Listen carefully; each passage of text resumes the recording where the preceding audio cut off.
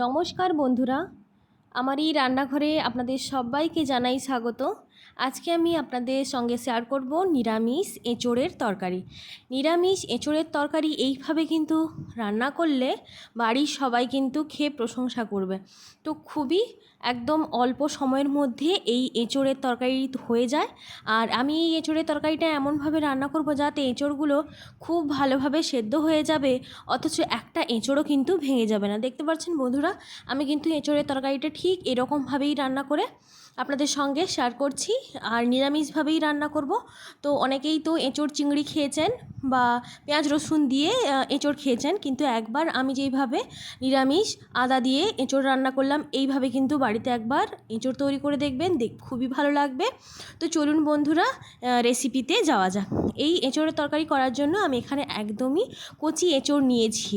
এই যে হাফটা এঁচোড় নিয়েছি, এটা পুরোটাই কিন্তু তরকারি করব, একদমই কিন্তু কচি, দেখতেই পাচ্ছেন। আর এঁচোড়ের বয়স কিন্তু বেশি হয়ে গেলে সেই তরকারি কিন্তু খুব একটা ভালো লাগে না। তো অবশ্যই এঁচোড় কেনার সময় এইভাবে নরম দেখে কচি রেখে এঁচোড় কিনবেন, তাহলে কিন্তু দেখবেন তরকারির স্বাদ খুব ভালো হবে। এখানে আমি বেশ অর্ধেকটা পরিমাণ এঁচোড় নিয়েছি। এই এঁচোড়টাকে কিন্তু কেটে নেব। তো ছোট্ট ছোট্ট করে কাটবো, খুব একটা বড় বড় কিন্তু পিস করব না এঁচোড়ের। তো এই রকমভাবে কিন্তু আমি এঁচোড়গুলো কেটে নিয়েছি, সঙ্গে আলুও কেটে নিয়েছি, ডুমো ডুমো করে আলু কেটে নিয়েছি, সঙ্গে এঁচোড়টাকেও এই রকম মাঝারি সাইজের কিন্তু কেটেছি, খুব একটা বড় করিনি, আবার একদমই ছোট ছোট করিনি। আপনারা আপনাদের পছন্দ অনুযায়ী কেটে নেবেন এঁচোড়গুলো। কেটে নেওয়ার পর ভালো করে জল দিয়ে ধুয়ে নিয়েছি। এরপর চলে এলাম, কড়াই চাপিয়ে দিয়েছি, গ্যাসের ফ্লেম অন করে দিয়েছি। এরপরে দিয়ে দিলাম জল। তো জল দিয়ে এঁচোড়টাকে আমি 1 থেকে 2 মিনিট, জলটা জাস্ট গরম হলেই কিন্তু এঁচোড়গুলো ছেঁকে নেব। তো এইভাবে জলে দিয়ে এঁচোড়গুলোকে অল্প পরিমাণ লবণ এবং কিছুটা হলুদ দিয়ে 2 মিনিট মতন গরম করে নেব। তাহলে কি হয়, এই যে এঁচোড়ের আঠাটা, এই আঠা জলটা কিন্তু বেরিয়ে যায়। আর ওই যে এঁচোড় রান্না করার সময় অনেক সময় অনেকেই বলেছেন যে এঁচোড় নাকি কষা কষা লাগে। তো এই রকম করে সেদ্ধ করে একটু জল ফেলে দিলে আর কিন্তু এঁচোড় কষা কষা লাগবে না, আর খেতেও ভালো হবে। অবশ্যই এই রকমভাবে রান্না করবেন। আমি এখানে 2 চামচ লবণ দিয়েছি আর হাফ চামচ হলুদের গুঁড়ো দিয়ে এঁচোড়টাকে 2 মিনিটের মতন ফুটিয়ে নিয়ে জল ফেলে দিয়েছি। এরপর আবারও কড়াই ধুয়ে চাপিয়ে দিয়েছি, গ্যাসের ফ্লেম অন করে দিয়ে কড়াইটাকে খুব ভালোভাবে গরম করে নিয়েছি। এরপর তাতে দিয়ে দিলাম সরষের তেল। তেলটাকেও গরম করে নিয়ে গোটা গরম মশলা দিয়ে দিলাম, এলাচ, দারচিনি, লবঙ্গ দিয়ে দিলাম তেলের মধ্যে। এরপর গরম করে হাফ চা চামচ গোটা জিরে এই তেলের মধ্যে দিয়ে জিরেটাকে কিছু সময়ের জন্য ভেজে নেব। এরপর বেটে রাখা আদা এই তেলের মধ্যে দিয়ে হালকা নাড়াচাড়া করে নিতে হবে। গ্যাসের ফ্লেম লো করে আদা দিয়েছি। এরপরে দিলাম আমি হিং। এরপরে একটু অল্প পরিমাণ 1 চিমটে হিং দিয়ে হালকা নাড়াচাড়া করে নিতে হবে। আদা যাতে খুব ভালোভাবে ভাজা হয়ে যায় সেদিকটা কিন্তু নজর দিতে হবে, কারণ আদা যদি কাঁচা থেকে যায় তাহলে কিন্তু ভালো লাগবে না। এরপর আমি অল্প পরিমাণ জলে গুলে গুঁড়ো লঙ্কার গুঁড়ো এবং হলুদের গুঁড়ো 1 চামচ করে জলে গুলে এই আদা তেলের মধ্যে দিয়ে দিলাম, জলও দিয়েছি। এরপর এই মশলার মধ্যে দেব আমি 1 চামচ কাশ্মীরি লঙ্কার গুঁড়ো দিলাম, যাতে কালারটা খুব ভালো আসে, তার জন্যই। এরপরে দিয়ে দিলাম কেটে রাখা কাঁচা লঙ্কা, এখানে আমি 4-5টা কাঁচা লঙ্কা দিয়েছি।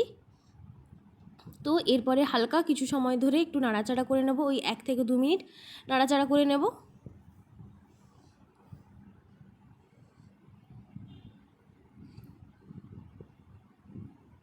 এরপর কেটে রাখা টমেটো এই মশলার মধ্যে দিয়ে দিলাম। আমি এখানে 2টো টমেটো নিয়েছি, কাঁচা পাকা টমেটো আছে। চাইলে আপনারা টমেটোর পরিবর্তে টক দইও ফেটিয়ে এই সময় দিয়ে দিতে পারেন। তো আমার হাতের কাছে এই মুহূর্তে টক দই ছিল না, তাই কিন্তু আমি টমেটোটা একটু বেশি করেই দিলাম। 2টো বড় সাইজের টমেটো কেটে এই তেলের মধ্যে দিয়ে দিলাম। এরপর গ্যাসের ফ্লেম লো টু মিডিয়াম রেখে টমেটোটাকে খুব ভালোভাবে তেলের সঙ্গে মশলার সঙ্গে কষিয়ে নিতে হবে। তো গ্যাসের ফ্লেম কিন্তু লো টু মিডিয়াম রেখে টমেটোটাকে তেলের মধ্যে খুব ভালোভাবে কষিয়ে নিয়েছি। এরপরে দিয়ে দিলাম 1 চামচ ধনে গুঁড়ো। এরপরে দিয়ে দিলাম পরিমাণ মতো লবণ। আমি সেদ্ধ হওয়ার সময় দিয়েছিলাম লবণ, তো সেই অনুযায়ী কিন্তু আমি এখানে 1 চামচ লবণ দিয়ে দিলাম। আপনারা আপনাদের পরিমাণ অনুযায়ী লবণটা দিয়ে দেবেন রান্নার মধ্যে। এরপর মশলা কিন্তু খুব ভালোভাবে কষানো হয়ে গেছে। এরপর আগে থেকে সেদ্ধ করে রাখা, অল্প সেদ্ধ করে রাখা এঁচোড় আর আলু এই মশলার মধ্যে দিয়ে মশলার সঙ্গে প্রায় 5 মিনিট মতন মশলার সঙ্গে একটু কষিয়ে নিতে হবে। এই রান্নাটা কিন্তু খুবই অল্প সময়ের মধ্যে হয়ে যাবে। যারা খুব অল্প সময়ের মধ্যে এঁচোড় রান্না করতে ভালোবাসেন তারা কিন্তু এই রেসিপিটা অবশ্যই ট্রাই করবেন। দেখবেন অল্প সময়ের মধ্যে এঁচোড় তরকারি কিন্তু হয়ে যাবে। তো আমি 2 মিনিট সেদ্ধ করেছি প্রথমে, তারপরে এখানে কিন্তু 5 মিনিট কষিয়ে নেব। এরপরে প্রেসার কুকারে দিয়ে দেবো। প্রেসার কুকারে দিয়ে কিন্তু এই রান্নাটা করব, তাহলে কিন্তু খুব অল্প সময়ের মধ্যে খুব সুন্দরভাবে এঁচোড়ের তরকারিটা হয়ে যাবে।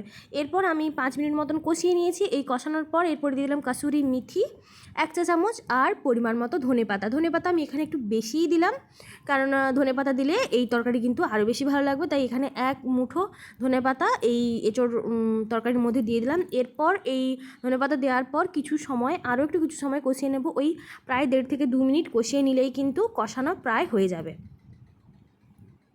কষানো আমার এখানে কিন্তু হয়ে গেছে। এরপর প্রেসার কুকার নিয়েছি। প্রেসার কুকারের মধ্যে এই কষানো আলু এঁচোড় এই প্রেসার কুকারের মধ্যে দিয়ে দেব।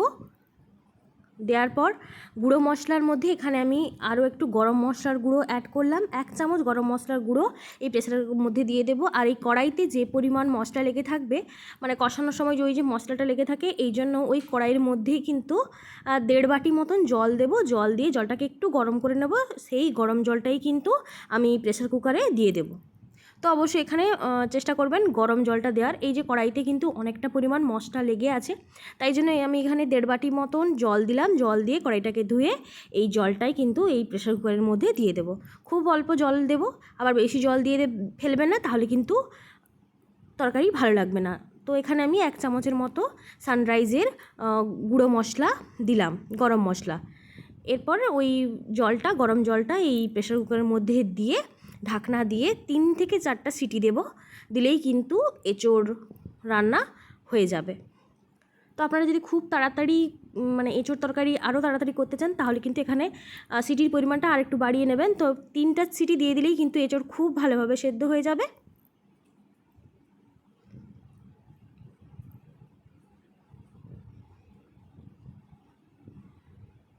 জল মোটামুটি দিয়ে দিয়েছি। এরপর ঢাকনা দিয়ে 3 থেকে 4টা সিটি দিয়ে দিলাম। চলে এলাম ঢাকনা খুলে আপনাদের দেখাচ্ছি।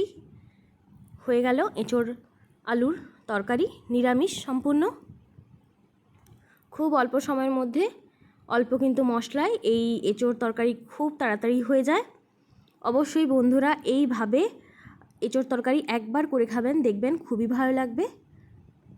পুরনো এবং নতুন বন্ধুদের জানাই অনেক অনেক ভালোবাসা। আপনি যদি আমার এই চ্যানেলে নতুন হয়ে থাকেন আর আমার এই চ্যানেলটা যদি আপনার সাবস্ক্রাইব করা না থাকে, বন্ধুদের কাছে অনুরোধ রইল আমার চ্যানেলটিকে সাবস্ক্রাইব করে দেবেন আর পাশে থাকা বেল বাটনটি প্রেস করে দেবেন, তাহলে নিত্য নতুন ভিডিও নোটিফিকেশান আপনার কাছে পৌঁছে যাবে। আর অবশ্যই একটা কমেন্ট করে জানাবেন কেমন লাগলো এই এঁচোড়ের তরকারি। আজকের মতো চলি বন্ধুরা, দেখা হবে পরবর্তী রেসিপিতে। সবাই ভালো থাকবেন, সুস্থ থাকবেন আর আপনাদের মূল্যবান কমেন্ট করে যাবেন। টাটা।